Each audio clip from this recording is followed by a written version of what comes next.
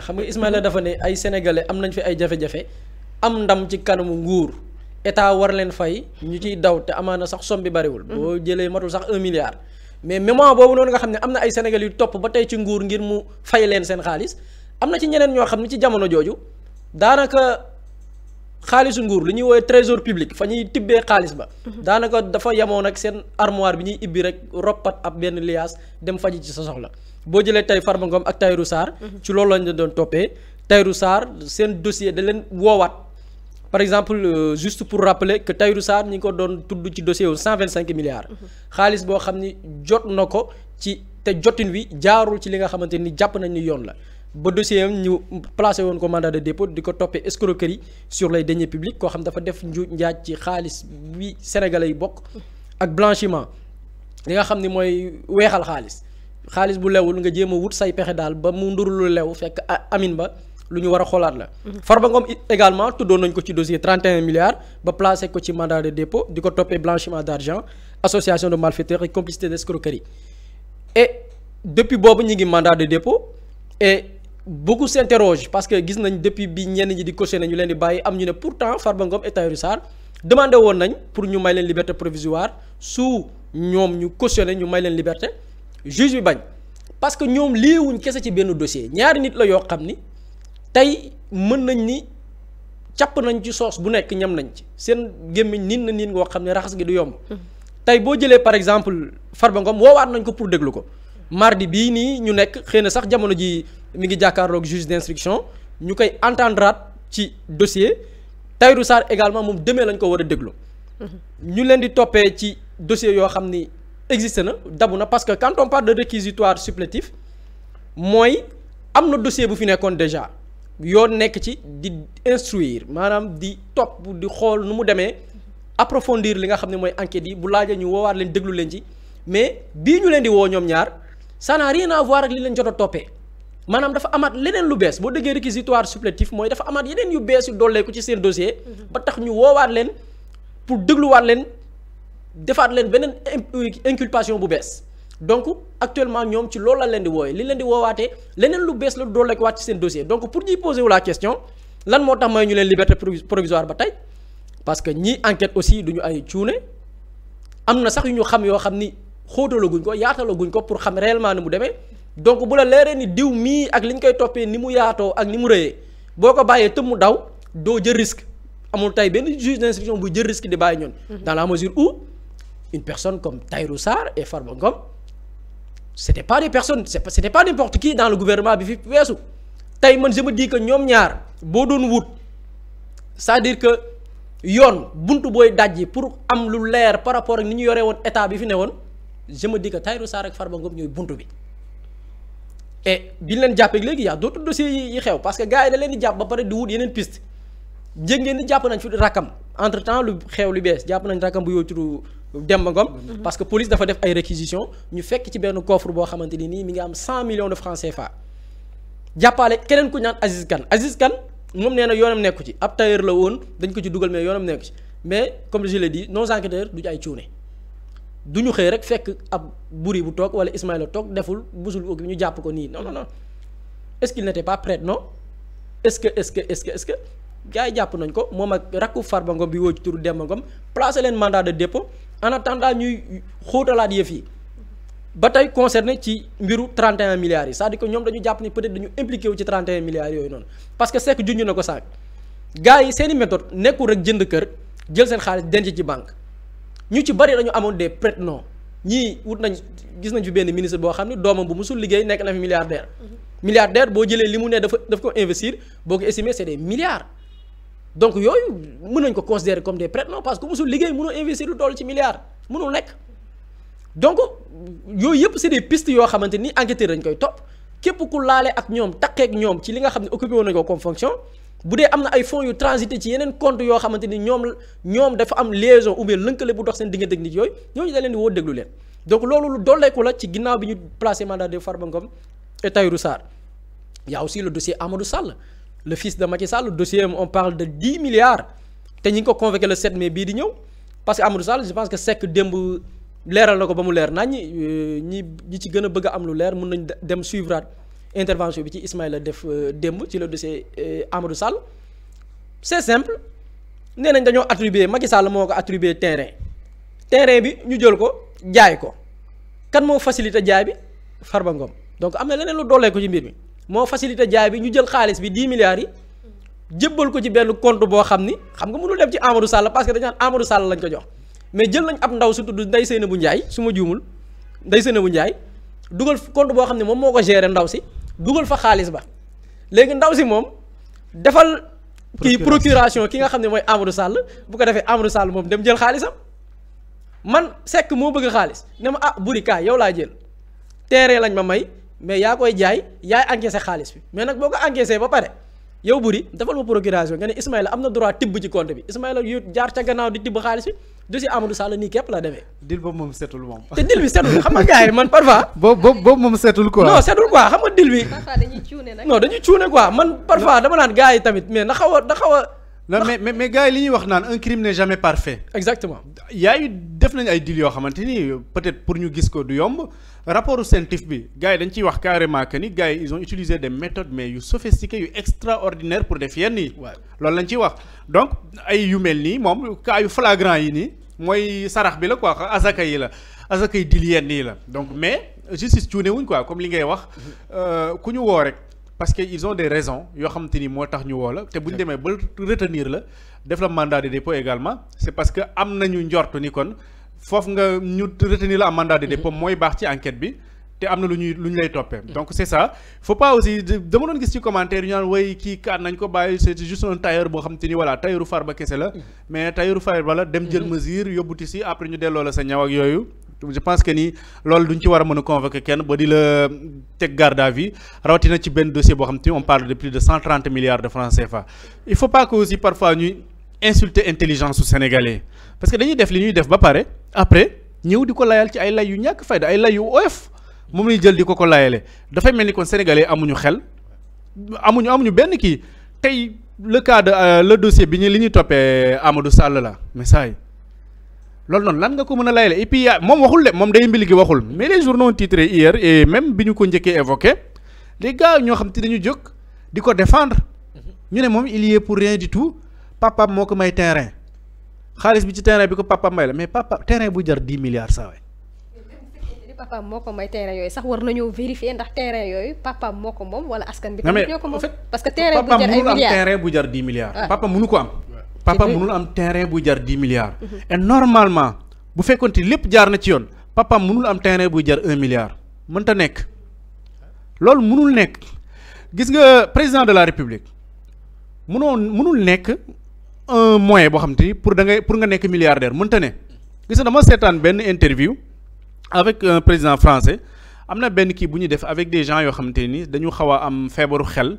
léeg-léeg dafay am ay personnalités yu dem ci centre bi ñu nekk ñu def ak ñoom genre émission mais affaire bu kii la bu spontané ñoom lu ñu xalaat rek dañ koy poser bu ko defee la personnalité bi nga xam ne moo nekk seen hôte du jour mu tontu après am ku ko ciy wax mu ne ko Emmanuel Macron est-ce que vous gagnez beaucoup d'argent après lan la répondre mu ne ko il gagnait plus avant muy nekk président la ëppoon lu muy gagné parce qu'il était dans le privé voilà ces raisons mooy loolu donc li may wax foofu noonu rek donte voilà exemple yooyu mooy loolu mais postes yi ñuy dénk les postes de responsabilité nekkul lool moo ñu war a def des richards nekkul lool moo ñu war a def des milliardaires gis nga les postes nominatifs ak les postes électifs yooyu pour servir la warul du kenn am na ñoo xam te ni tey ak loo leen mën a fay ils vont jamais accepter nga nommer leen dara wala ñu dem di présenter pour ñu élire leen dara parce que teraanga ji ñuy am ailleurs jàpp nañu bu dee dañu jubal rek mënuñu ko am nekk président nekk ministre wala nekk directeur wala nekk leen mënuñu ko ci am. parce que foofu bu fekkee ne da ngay doxal yoon kese yem ci liñ lay fay saa yi mënoo nekk milliardaire waxul nag bay jël un terrain qui coûte 10 milliards de francs CFA di ko may sa doom boo xam te ni 2021 toog nga ñu fii nga ne ñu chômeur la mu pare na jàng waaye amagul liggéey nga xëy rek may ko terrain bu jar 10 milliards de francs CFA. ñi sax c'est important parce que li ñuy gis bitim réew foofu que ne buñ la falee des fois nga ñëw ci nguur gi yow am na yu bëree bëri li nga daan am avant muy ëpp li nga am mais au contraire la ñuy gis Sénégal que yow buñ la falee ci ngay gën a tekki ci ngay gën a gis sa bopp que par rapport bi nga nekkee ci xëy na exemple mën na bañ a doon sax un très bon exemple quoi parce que moom ñiy def lu bon fépp lañ koy defee là y a eu pas mal d'autorités un peu partout dans le monde ñoo xam ne ñu ngi leen di topp pour enrichissement illicite donc c'est pas parce que nekkul fii rek la xew partout ñu ngi def les mêmes pratiques en France il y a des gens yoo xam te ni sont poursuivis pour enrichissement illicite am na ñoo xam te ni sont poursuivis pour des crimes yu gën a graaw loolu sax dem de l'ingérence bañ di leen tudd sax ci réewu président bu beneen dëkk ou pas donc ça se passe partout dama joxoon exemple cas précis boobu noonu rek pour montrer que ni poste électif bi wala poste nominatif bi nekkul synonyme de richesse nekkul bu ñu la ko defee rek da nga war a tekki comme ni ñuy defee fii ne dañ lay nommer dara sa famille woote sabar fii nii gouvernement Macky Sall am na ku ñu fi nommé woon mais ngat ni maami sabar la ñu woote fête bu rëy tu te dis que ni lii est-ce que dépensé wuñu sax lu ëpp 1 million parce que dañu ko nommé rek donc pourquoi ñëpp kontaan pourquoi ñëpp di feetu ñëpp di sabaru parce que jàpp nañ ni toroxtaange jeex na tumuranke jeex na ci famille bi nommé nañ ko donc dina mën di tibb di indi dina mën di dugal nu mu ko neexee et voilà genre yu demee noonu donc loolu la ñu war a mën a bàyyi pire mu ngi xew ailleurs mais fii ñu concerné fii ci Sénégal aussi faut que ñu dem ba fexe gis nga nouveau type de sénégalais bi gars yi doon wax à l'époque ak yooyu noonu c'est maintenant man je pense que c'est maintenant ou jamais parce que gis nga période bi nii bu ñu ko raté bu ñu raté lii nii man je pense que ni c'est fini quoi dootuñ baaxaat quoi dina jafe quoi. man gis nga li nga wax nii man foofu laay xaar l'opposition man c'est un jugement personnel ah opposant bu ma gis intéressé woo ci yii nekk di xew nii man pour man tappalekat nga boo xamante ne nii li ngay cautionné mooy sàcc pour man lii moo war a nekk les débats yi opposition bi war a porter pour ñu jub malheureusement nag ñu ci jub bariwul malheureusement c'est ça le problème ñim ñi ci jéem a woote di jubal sax ndekete yoo la yàlla xam doy na seen dossier ma ngay nelaw c'est-à-dire que lii moo war a nekk débat ndax c'est que wax na ko il a peut-être moom dafa jàppee exemple bu bidon mais c'est un très bon exemple dans d'autres pays autorité mënu fa riche et on parle des 5 pays les plus développés ou bien les 5 pays ñi boole ci ñi nga xam ne ñoo ëpp doole ci àdduna bi président riche fa da nga gis koo xam ne président sas lay nekk ci moom ba la mu nekkoon sax mooy gën day souhaiter dellu ca la mu nekkoon que continuer di nekk président te les pays riches je parle des pays riches pays yi nga xam ne dañ leen di boole ci les puissances mondiales président du fa riche teg nañ des conditions yoo xam ni même pour nekk ministre wala dara benn safara lay nekk benn xal lay nekk ci say loxo et je pense que suñu réew c'est que wax na ko dañu toll ci période boo xam ne bu ñu ko raté c'est fini c'est-à-dire que jamono ji ces ministres yi ñuy tudd laa te ñu laalee ci ay mbir dañ leen war a sanctionner sévèrement et du yem ci sanction de tëj leen yem ci de mais dañ leen war a dépouiller c'est-à-dire que lépp lu ñu am ci alal ñu nangu ko delloowaat ko Sénégal consigné ko fële caisse de dépôt et de consignation teg ko fa ba ñu xam ni ñii dépouiller nañ leen ba desee la tuñ dara gis nga loolu xam nga ban exemple lay servir c'est que mi ngi wax ku ñu fal ngay am na ku ñu nommé woon mu naan léegi dootuñu dem ñu ñuy tibbal léegi ñooy tibb di joxe jamonoy Macky Sall la woon gis nga bu ñu réglé loolu ça va permettre képp ku ñu nommé au lieu que ngay dem di fecc naan ñooy tibbalaate kenn dootuñu tibbalate yow da ngay tiit c'est-à-dire que yow da ngay wuti des conseillers ñu dimbali la pour nga xam nga ni y a l'exemple de Macky Sall et ses compagnons yoo xam ni bi ñu defee lii moo leen ci fekk tëj nañ leen dépouiller nañ leen nangu nañ seen alal képp ku takkoon ci ñoom laale ci tëj nañ leen dépouiller leen nangu lépp lu ñu am gis nga dina la permettre yow demain boo naree def sàcc 1 million di nga ko xoolaat ko di nga xam ne lii moo ma ci nar a fekk parce que c'est un exemple c'est-à-dire que dañu Sénégal gis nga développement ñi ngi koy tudd fii suñu réew tant que atteindre uñ benn niveau boo xam ni bu ñu nomee nit dafay tiit tant que yegguñ niveau boo xam ne tey le premier ministre boo woowee nit allo Ismaïla dama la bëgg a nommer Ismaïla tiitul ni dañ ma bëgg a nommer tiit fit bi dem ak responsabilité boobu li mu tant que yegguñ niveau boobu noonu nekkaguñ ci yoonu développement dañu war a toll foo xam ne responsabilité tiitaange la war a nekk war nañ toll foo xam ne bu ñu woowee nit di ko nommer day bañ day rejeter nomination naan déedéet maa bañ bëgguma ngeen nommer ma parce que wóor na ko ni non seulement dafa war a liggéey mais aussi bu liggéeyul daan yii ñu teg ci jamonoy Macky Sall c'est-à-dire que man dama naan 2025 dañ ko war a tuddee jamonoy reddition des comptes dafa war a inscrire ci mémoire li nga xam ne mooy histoire politique du Sénégal avec un bon exemple bu ñu war a infliger à ces personnes-là qu'on peut considérer comme des délinquants ou des voyous de la République parce que li ñu def mënuñu ko considérer seulement lenn lu dul délinquant mënuñu jàpp benn waay boo xam ni ay délits mineurs la def tëj ko ci kaso bi pendant plusieurs années dama gis am ko joxe exemple bu am solo man bu ma tooñee Ismaïla sama diggante ak Ismaïla la mun naa ko tooñ yoon dal sa te pourtant yoon dafay dal sama kaw te pourtant benn nit kese laa tooñ li ñu naan sama diggante ak sama morom la mais da ngay gis kooku noonu ñu infliger ko benn peine bu lourde mais jëlal ñii ñuy tudd nii tooñuñ benn nit tooñuñ ñaar nit tooñuñ fukki nit tooñuñ junni nit ay millions de personnes la ñu tooñ tooñuñ kese millions de personnes mais ay génération la ñu tooñ parce que lii ñuy wax ni yëpp ay mbir la ñu topp ba tey on parle de la dette ñun suñu génération gii mënuñu ko fay ñun moom dañuy dee ci pauvreté c'est-à-dire que ñun mënuñu ko fay suñuy doom ak suñuy sët ñoo koy fay c'est-à-dire que ñun suñu génération lan lañ mën a participer ci nguur gi xëy na peut-être Sénégal jéem a baax tegu ci raayu jub ba ëllëg peut-être génération yi lijjanti ko mais ñun moom suñu génération dee na. c'est-à-dire ñun ñooy la normalement ñooy la génération. ñun ñooy la génération sacrifiée quoi. c'est clair c'est-à-dire il faut que nit ñi boo dee parfois même boo déggee ñenn ñi di précipité wu naan woy amagul lu leer fii dara mënu ko fee leer c'est-à-dire que dañu sàcc xaalisu réew mi toje ko denc ko ci ay endroit ay délinquants nekkoon fi réew mi nekk ci jubbanti ñun ñooy la génération sacrifiée c'est-à-dire sacrifié nañu ba pare bay wëy na mbuus peut-être ku ci nekk développement personnel ngay def jéem a wutloo suturloo pour li des mais on est en train de construire ce pays là il faut sanctionner les délinquants tegaat réew mi ci yoon ba ku ñuy falati di nga tiit sa fit dina dem xëy na sax dañ lay woo di la fal nga rejeté ko ne déedéet bëgguma ngeen fal ma leçon boobu la ñu war a infliger Sénégal nekk ci yoon boo xamante ni ëllëg kuy defati di nga sóoraale ëllëg xam ne lii moom ci nar a fekk parce que génération bi sacrifié nañ leen ñii dañu tooñ ay millions de personnes wax naa ko. dañu tooñ des générations qui vont venir parce que wax naa ko ñun suñu génération bay wëy na mbuus on nous a déjà sacrifié mais génération yu ñëw la ñu tooñaat suñu doom yi war a ñëw suñuy sët yi war a ñëw est-ce que nañ fi fekk dara. c'est ça la grande question et loolu la ñu nekk di jubbanti man dama ne ces personnes là ces sanctions là même ku ciy jéem a yëkkati baat naan ay singileeg yooyu dañ la war a jàpp ku leen di défendre man je me dis que en dehors ces personnes ñuy poursuivre là ku leen di défendre ci plateau télévision wala ngay journaliste wala ngay chroniqueur dañ la war a jàpp pour complicité parce que da nga nekk di cautionner sàcc. mais c'est parce que c'est faire l'apologie du vol. c'est faire l'apologie du vol c'est faire l'apologie de la délinquance. te man pour man période bi ñu toll nii dama koy comparer ak jamono yu Omar Ibn Abdel Aziz. moom bi ñu koy doog a fal bi mu ñëwee presque fi situation bi Sénégal toll wala bu ko gën a pire la fekkoon. ci li ñuy wax ay buur ak i baadoo la boo ñëwee jël alalu askan bi téye mais moom méthode bi mu njëkkoon a teg bi mu ñëwee moom mooy lépp loo xamante ni askan bi jullit yi ñoo ko moom daf koy récupérer waat delloo ko ci li nga xamante ni moom mooy ci keesu état yi léegi nag suñu paree ñu doog a xool ndaka la ñuy partager yëf yi te pourtant méthode boobu bi mu ko tegee dem na ba gisatuñ sax jullit boo xamante ni yorut wala mu ñàkk dem na ba asaka sax boo ko génnee doo am koo ko jox pour man dañu toll fii que lépp loo xamante ni si askan bi moo ko moom te ñi ko yor jël ko ci anam bu jaaru yoon ñu delloowaat ko askan bi suñu paree ñu doog a xool ban yor la ñuy jaar. mais man loolu waxoon naa ko fi. xam nga fan yi gaa yaa ngi wax naan ay FMI ak Banque mondiale ak levée de fonds yi ñuy wax. mais ces personnes là exemple bi nga jox c'est un bel exemple c'est-à-dire que gis nga boo jëlee ñi sàcc ñëpp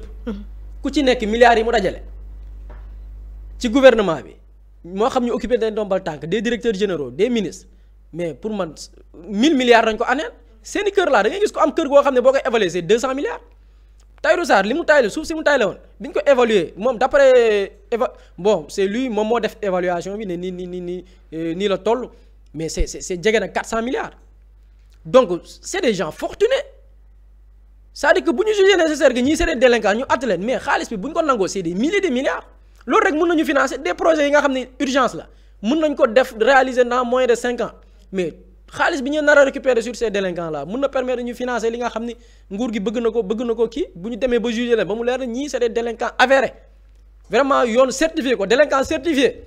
bu leeree je pense que xaalis boobu noonu mën nañu permettre ñu bañ a sax lever certains fonds yoo xam ni après lan lañ ci dañ ciy teg ay intérêt ay taux yoo xam ne xëy na peut-être day gën a cher mais jàpp ab sàcc nangu la mu yor defaat ko ci keesu état bi mën nañu permettre ñu financer lu bari ci projet yi nga xam ne tey urgence la te mën nañ ko réaliser d'ici 5 ans. li mu wax nii sax y a eu des exemples yoo xam te sunu époque la Kadhafi bi muy door a ñëw Libye il a fait une redistribution des richesses ku ci nekk jot li nga war a jot dem nañ ba kenn sentiratul problème même après voilà li xew après sa disparition gis nañ ko Chine bi ñu bëggee reconstruire également ils ont fait la même chose ils ont redistribué les terres ñi nga xam te ñoom ñoo ko accaparé woon ak yooyu yëpp ku ci nekk ñu jëlaat ko ci yow ku ci nekk li nga war a am ñu jox la ko au Brésil dëkk yu bëree bëri bi ñu demee ba bëgg a reconstruire gis ne benn élite kese moo yor lépp et d'une manière illégale dañu jëlaat lépp redistribuer ko à la population ku ci nekk li nga war a jot nga jot ko créer waat benn certaine égalité équité ñëpp tolloo ñu mën a nag demaat ku ñu au même point de départ ku ci nekk jéem a xool lan nga mën a apporter sa morom mais fekk ñu ngi bàyyi lii ñii di këf lii mu continuer di lew noonu et puis Boury dafa am loo wax sànq nii maintenant li fi ngay xaar opposition bi faut pas qu'on oublie également que ñi ñuy topp ñoom ñooy waa opposition bi parce que cette opposition ñoom ñoo nekkoon ci ginnaaw ñoom ñoo nekkoon au pouvoir donc ñoom la ñu continuer di leen toppaat jusqu'à présent donc on ne peut pas attendre du sérieux ci des gens yoo xam te ñoom ñoo fi doon nekkoon di sàcc ñoom ñoo fi nekkoon di lewal lu baaxul et cetera quoi loolu mënoo xaar ci ñoom un débat sérieux mënoo xaar ci ñoom ñu proposer la loo xam te dina génn Sénégal ci jafe-jafe yi ñu nekk c'est au pouvoir bi fi nekk ni Sénégalais yi jox leen confiance plébiscité leen un truc historique loo xam ne mosu fi xew ñoom ñoo war a jël leur responsabilité j'ai vu hier kenn ku commenté xaw ma dem la xamatuma tey mu ne quand Ousmane Sonko disait que ni dafa soxla le peuple à leur côté moi je pense que ni épreuve yi ñu nekk nii ils ont besoin du peuple ils vont prendre des décisions yoo xam te ni ça va nécessiter du courage ils ont le courage de le faire il y aura des gens yoo xam te ils vont être à côté pour essayer manipuler des teams mooy ñi nga xam te dañuy woote dialogue def lii parce qu'ils veulent essayer tout simplement ay compromis lañ bëgg ay protocole la ñu bëgg pour qu'on arrête tout pour que lépp sedd ñu ne voilà la situation est maintenant stable dara xewul problème amatul il faut que le peuple soit à côté de ses dirigeants ñu jël des décisions yoo xam te ni ay décisions yu courageuses lay doon mais ñu accompagner leen ci ba lépp loo xam te nit jëlee na ko ci Sénégal boo ko yóbbu ba foo ko mën a yóbbu ci àdduna ñu delloosiwaat leen ko et puis qu'on ne se précipite pas résultat yi suñu ci lekkee ñun dañoo am chance suñu bénéficier woo ci résultat yi c'est parce qu'on a beaucoup de chance mais je pense pas que ni ñun jubbanti bi ñuy wax nii ñun dinañ bokk ci les bénéficiaires on peut être optimiste nag on doit être optimiste et on doit se donner les moyens ñi nga xam te dinañ accompagner l'état bi fi nekk nii mu mën a réussir cette mission tout en n'étant pas égoïste jàpp ne dafa war a yemb suba c'est pour des générations futures quoi. man gis naa responsabilité la boo xam ku ne war nga ci jàpp. oui am na kenn ku commenté sànq nii tey mu ne peuple bi sax dafa war a organiser une manifestation pacifique boo xam ni dañuy afficher soutien wu